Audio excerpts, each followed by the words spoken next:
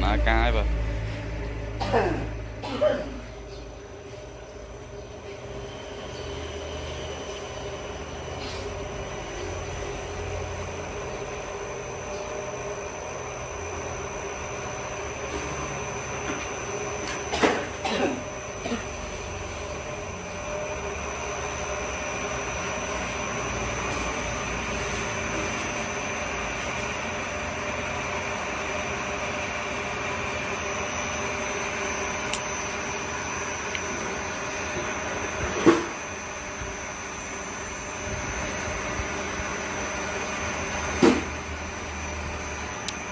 Rất là lồ bát.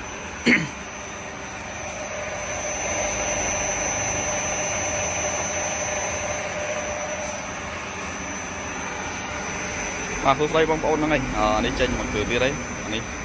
toàn lỗ bạn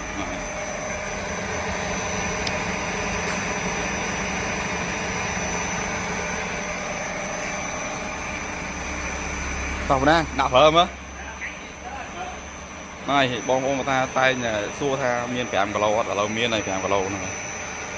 hay xem đẹp ca bờ vẽ dựng hai phở man tu tàu và những ba tôi ra mix sai không con sai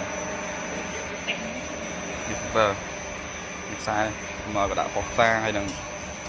tới can bờ ca đó làm tới cắt phải không tới cắt nó và có gì ngày này